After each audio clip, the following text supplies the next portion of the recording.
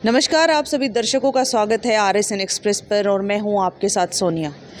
इस बात में कोई दोहराई नहीं है कि अगर भारतीय कानूनों की बात करें तो महिलाओं को आज के समय में पुरुषों से ज़्यादा अधिकार और कानून दिए गए हैं। तो क्या उन कानूनों का नाजायज़ फ़ायदा उठाना चाहिए? ऐसा ही एक मामला हमारे साथ सामने आया है। अभी हमारे साथ मौजूद है नसीब जी, जो कि कापड़ो गांव से बिलोंग करते हैं, जिनका कहना है कि उन्हीं के परिवार की 2 महिलाओं ने उनको मानसिक तौर पर बहुत ज़्यादा परेशान किया हुआ है। तो क्या है पूरा का पूरा मामला, इन्हीं से जान लेते हैं। नमस्कार सर। नमस्कार मैम। जी बताइए क्या हुआ। मैम, जो वो दोनों लेडीज़ हैं उन्होंने 29/10/2021 में पैमाइश करवाई थी अपने खेत की, और वो पैमाइश उनके तरीके से करवाई गई थी। तो जब मैंने उनके ऊपर ऑब्जेक्शन उठाया तो उन्होंने मेरे को टॉर्चर करना शुरू कर दिया। उसके बाद में मैंने नरेश पटवारी, सुरेश कानूनगो और नीतीश सुरवेर, जिसके द्वारा पैमाइश की गई थी, उनके खिलाफ सी विंडो लगाई।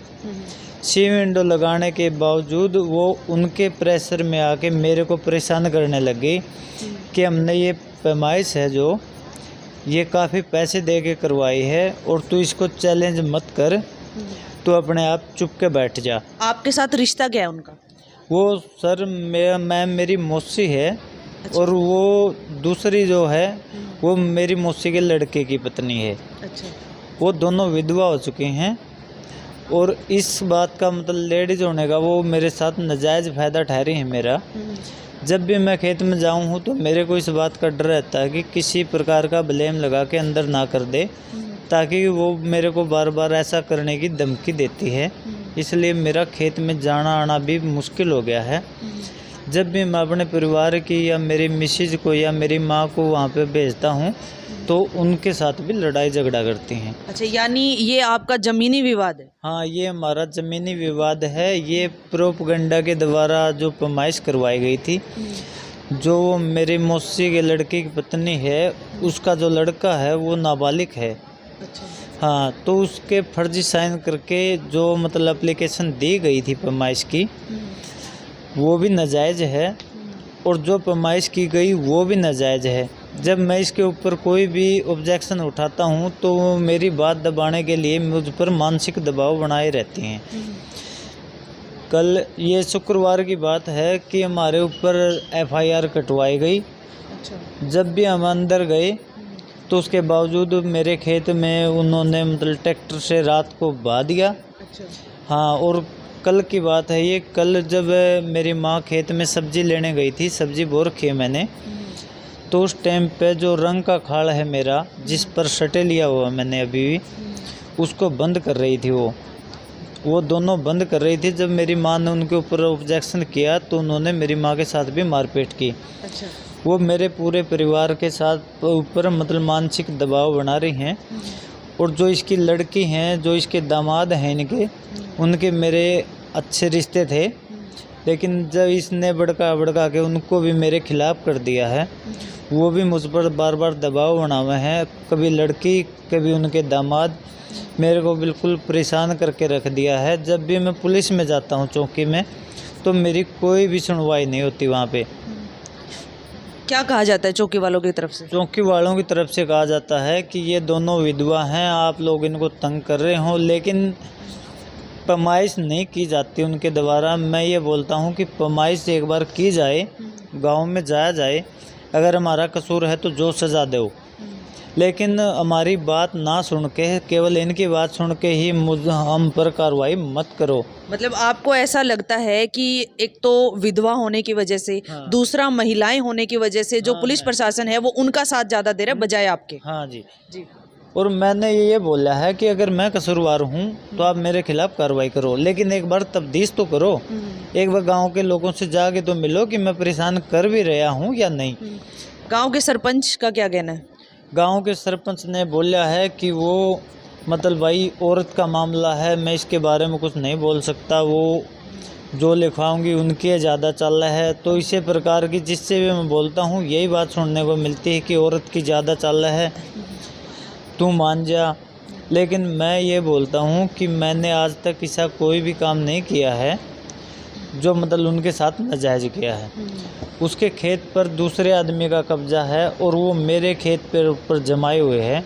अच्छा, हाँ, उससे यानी उनकी जो जमीन है उसके ऊपर किसी और ने कब्जा किया हुआ है और वो लोग आपकी जमीन के ऊपर कब्जा कर रहे हैं। तो किस प्रकार से आपको, आप कह रहे हो जैसे मानसिक रूप से आपको प्रताड़ित किया जा रहा है, तो किस तरह से किया जा रहा है? मैम, वो एक बार मेरी जो नहर का खाल है वो उसको बंद कर रही थी और मैंने उसका वीडियो बनाया ताकि वो कल ने मेरे ऊपर कोई लालछन ना लावे। तो उस वीडियो को वो आपत्तिजनक। हाँ, आपत्तिजनक वीडियो का मेरे खिलाफ मतलब उसने मुकदमा दर्ज करवा दिया। जी। लेकिन ऐसा कुछ भी नहीं है, वो जो वीडियो है वो पूरे ग्राउंड का है और इसके बावजूद जो मतलब ये सारी कहानी है हमारी आपस की लड़ाई झगड़े की, ये सिर्फ गिरदौर पटवारी और उस पैमाइश की ही कहानी है। यह तो कितने समय पहले जो है उन्होंने पैमाइश करवाई थी? ये करवाई थी मैम 29 तारीख 10वां महीना 2021 को करवाई थी। अच्छा। हाँ, तो इसके खिलाफ मैंने सीएम विंडो भी लगाई है इनकी, लेकिन सीएम विंडो पे भी आज तक मेरी कोई कार्रवाई नहीं, बिल्कुल स्लो कार्रवाई है और उस पर कार्रवाई ना होने की वजह ये झगड़ा है। तो अभी आप सिविल हॉस्पिटल में आए हैं अपनी माताजी को लेकर, क्या वो कल के झगड़े की वजह से यहाँ पर एडमिट हाँ, है? कल के झगड़े की वजह से है। अगर मैं जाऊँगा तो मुझे इस बात का डर हुआ है कि कल न कोई ब्लेम ना लगा दे। अगर ये जावा है तो इनके साथ फिर मारपीट होती है।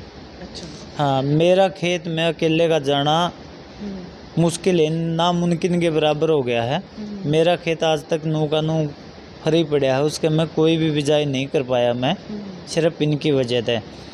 जब भी मेरा पानी का वार आवा है, जब भी ये मेरी नाली मुंदे हैं। तो क्या आपके परिवार में आपके अलावा और कोई भी नहीं है जो आपका साथ दे सके? मैम, साथ दे सके हैं, लेकिन मैंने बहुत सारे आदमी भेजे हैं इसके घर पे कि वो मेरे साथ ऐसा ना करे, लेकिन वो सबको एक ही जवाब देवे है कि हमने पैसे देकर न यूँ करवा रखा है, हमने पैसे लग रहे हमारे और तू इस पैमाइश के खिलाफ ना बोले। लेकिन उसके बावजूद मैंने 2 पटवारियों से उसी खेत का नक्शा बनाया है जो कि उसकी खेत के पैमाइश के अनुसार बन रहा है, उसके बिल्कुल विपरीत है। वो नक्शा और वो नक्शा दोनों मैच नहीं करते। उसके मैंने 2 पटवारियों से और नक्शा बनवाया है। मैम, वो खेत का नक्शा ही इस लड़ाई की जड़ है और उन्होंने मेरी नाली का भी इसी नक्शे की वजह से मेरी नाली फोड़ने की तैयारी की गई है, जिसके लिए मैंने सटे लिया है कोर्ट में और सटे लेने के बावजूद भी मेरी नाली बंद करी गई है। जी सर, काफ़ी सारे लोग आपको देख पा रहे हो सकता है प्रशासन से भी कोई बड़ा अधिकारी आपको देख और सुन पा रहा हो, तो किस प्रकार की आप अपील करना चाहेंगे?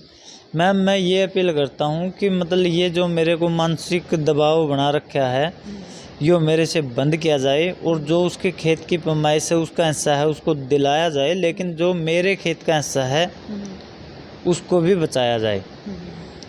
ठीक है सर। तो अभी हमारे साथ मौजूद थे कापड़ो गांव से एक किसान जिनका नाम है नसीब। सोचने वाली बात है कि एक किसान जो अपने ही खेत में जाने से डर रहा है, अपनी ही ज़मीन के ऊपर काम करने से डर रहा है, किसकी वजह से? सिर्फ 2 महिलाओं की वजह से, जो कि रिश्ते में इनकी मौसी और भाभी लगती हैं। तो एक पक्ष की बात तो हम सुन चुके हैं, दूसरा पक्ष भी अगर अपनी बात हमारे सामने रखना चाहता है तो वो भी हमसे कॉन्टेक्ट कर सकता है। आप लोगों का क्या कहना है इस मामले में? क्योंकि पूरी बात जो है किसान नसीब के द्वारा आप सबके सामने रखी जा चुकी है। कमेंट बॉक्स में कमेंट करना ना भूलिएगा। मैं सोनिया किसी और खास अपडेट के साथ आप सबके सामने फिर से हाजिर होंगी। नमस्कार।